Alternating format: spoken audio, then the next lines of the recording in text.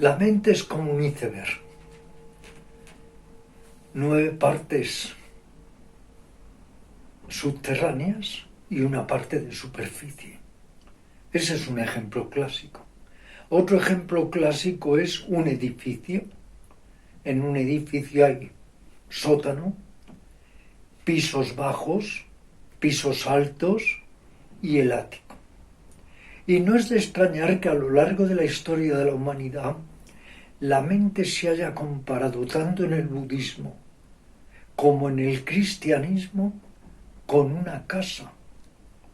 Se nos dice que si la casa está bien techada, no entrarán la lluvia, el granizo, la nieve, si está mal techada así, dando así a entender que hay que preparar, que hay que entrenar, cultivar, desarrollar la mente. O sea que diríamos que una persona que sienta curiosidad por este tipo de temas, en los planos de la mente, va un poco a su propio autoconocimiento, ¿no? Es decir, ¿por qué podría interesarse una persona por esto? Bueno, para sanear su mente. ¿Por qué entender que la mente está sana?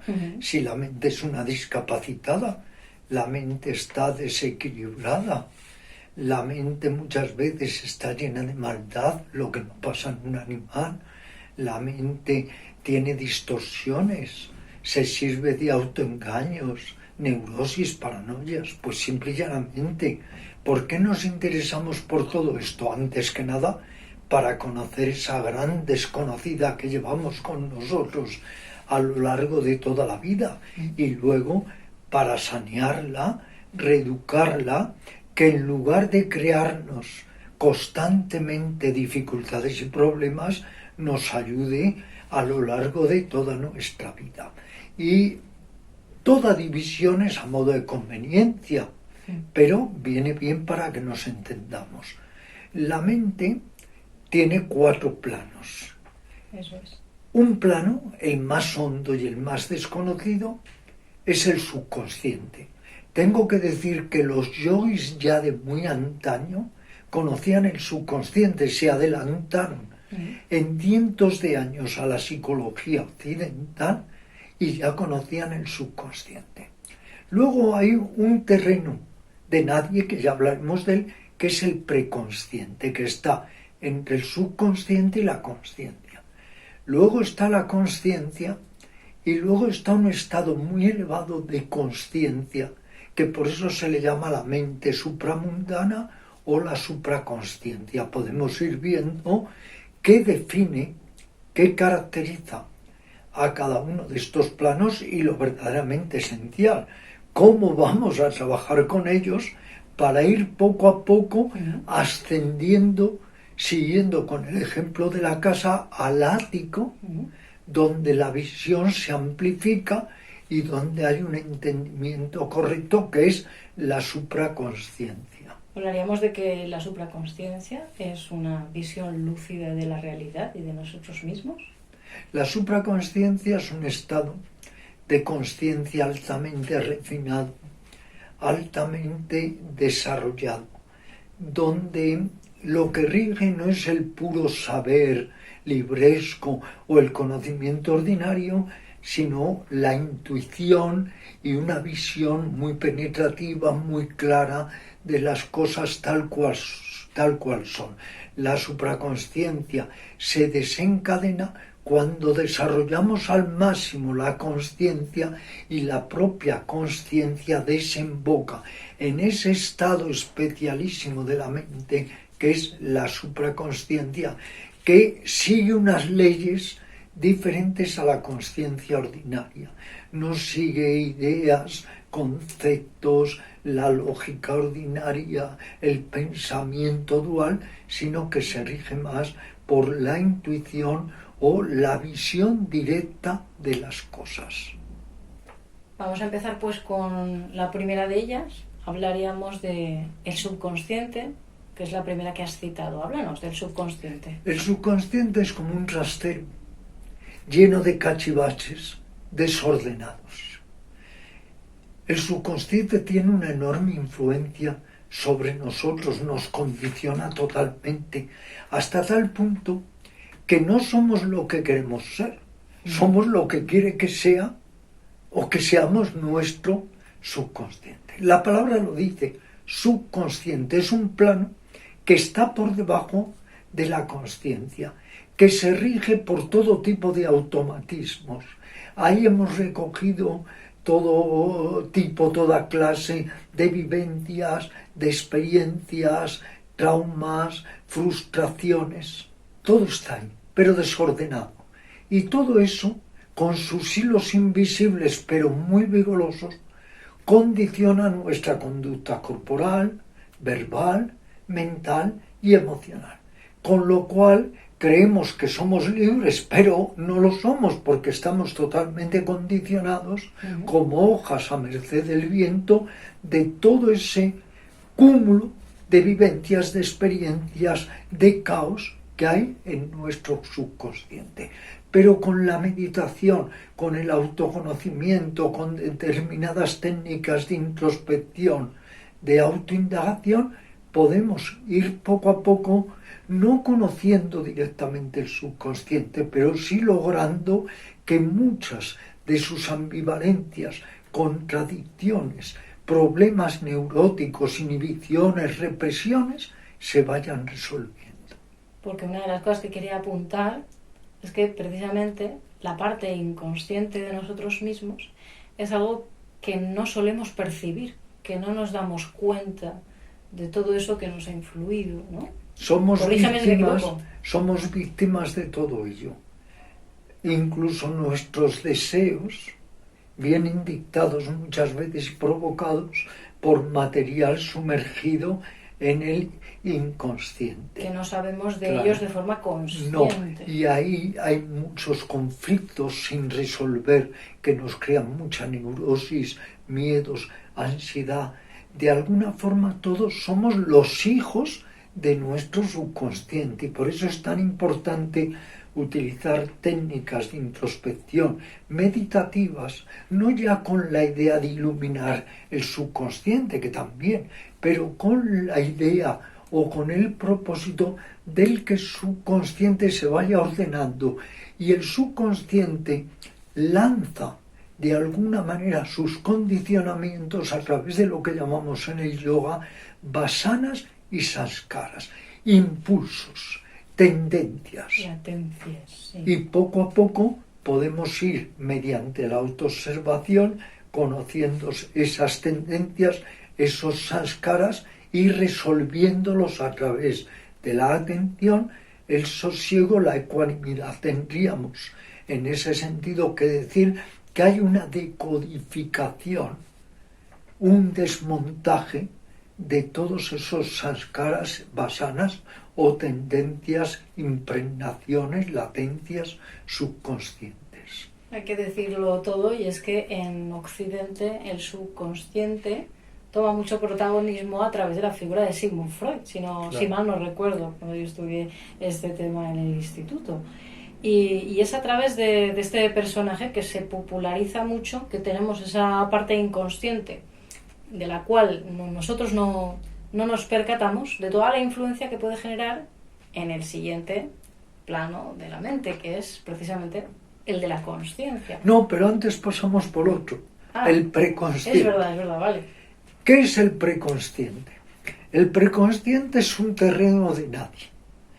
El preconsciente es como un terreno intermedio entre el subconsciente y la consciencia. Cosas que están en el inconsciente o subconsciente de repente tratan de asomar a la consciencia, pero pasan por ese plano previo a la consciencia que es el preconsciente. Quiero decir con ello, si uno está muy atento, muy autoobservante, uno se da cuenta de impulsos, de tendencias, de inclinaciones que emergen del subconsciente y quieren alcanzar la consciencia, pero que las vamos a descubrir justo en ese terreno intermedio que es la preconsciencia. ¿Por qué le llamamos preconsciencia? Porque es anterior a la consciencia, pero ya está asomando a la consciencia. En la meditación profunda, sea la meditación vipassana, la meditación zen, otras meditaciones, la meditación yoga, como uno va desarrollando mucho la atención, la introspección, uno se da cuenta muchas veces cuando sanskaras y vasanas tratan de colarse en la consciencia, pero pasando por ese terreno un poco, digo, de nadie, que es la preconsciencia.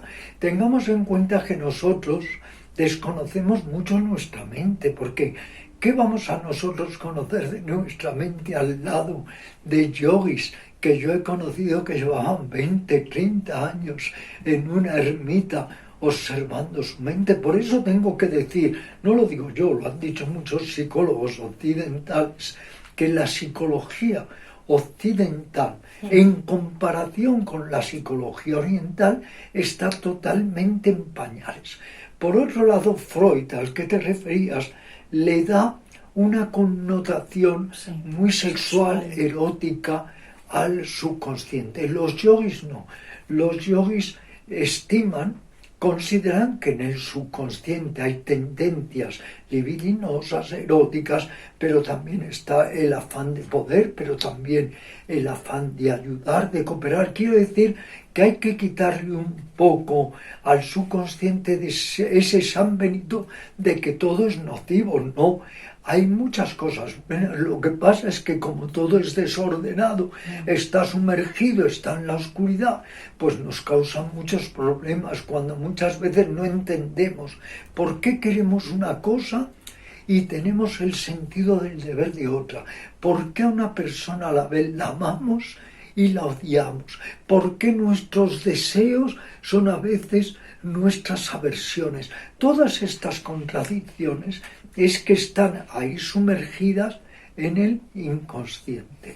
Pero el inconsciente es muy valioso, es también un banco importante de información y se manifiesta a través de los sueños, a través de las ensoñaciones, los sueños lúcidos, las imágenes oníricas. Y repito, muchas personas al meditar tienen destellos del subconsciente. Vamos entonces ahora a ese estadio que le llamamos la consciencia. ¿Qué lo caracteriza?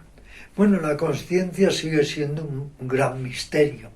Ahora que está tan de moda la neurociencia, nadie realmente responde con certeza qué es la consciencia, por qué se forma, cuando la consciencia en el ser humano adquiere un carácter especial. Hay quien dice, incluso últimas versiones científicas, que la consciencia es creada por un virus. En suma, todo un poco divagaciones y difusión y confusión. Esto pasa mucho cuando se habla de la mente y los estratos de la mente. Tenemos que ser claros con respecto a la consciencia. La consciencia es darte cuenta, porque ¿para qué utilizar toda esa palabrería o jerga científica? No, es muy simple. Estar consciente es darte cuenta.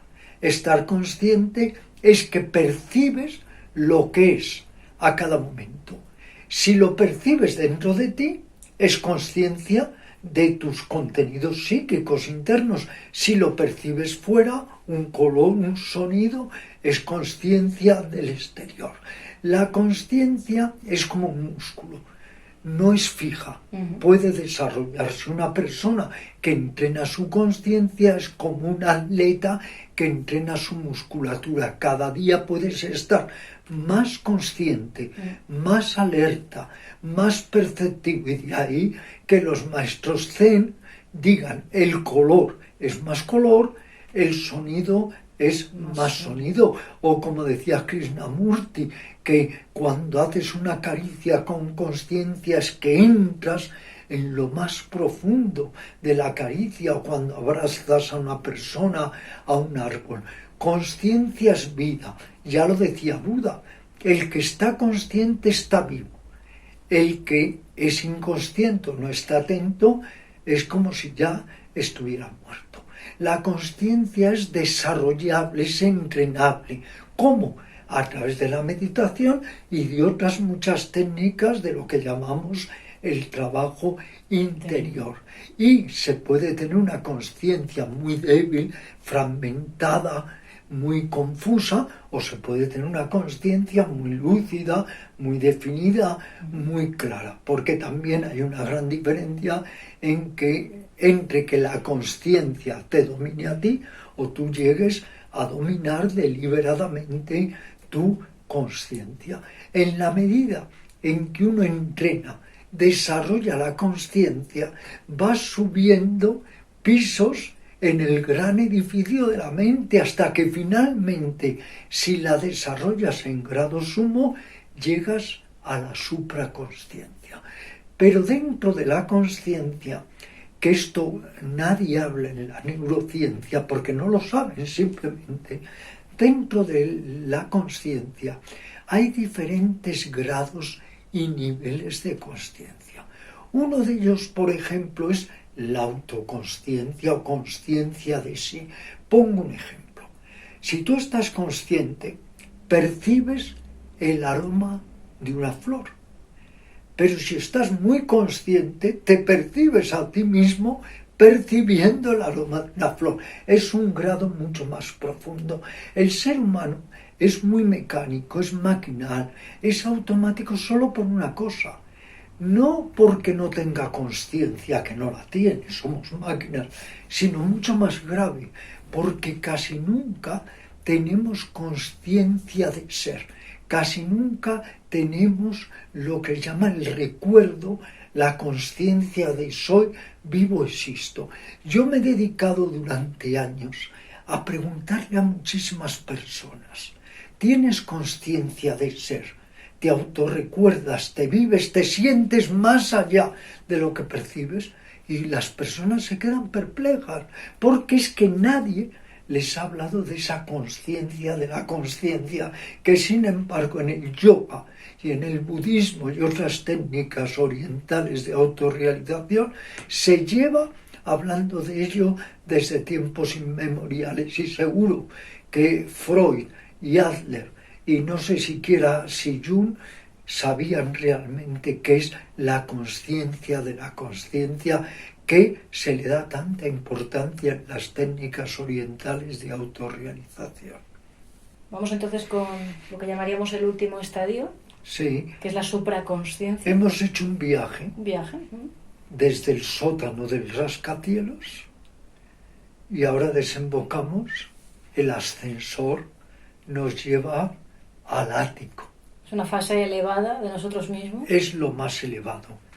Insisto, unos le llaman superconsciencia, supraconsciencia, mente supramundana, mente realizada, mente despierta, dando a entender que conseguimos un plano especial de la mente que está más allá de la consciencia ordinaria.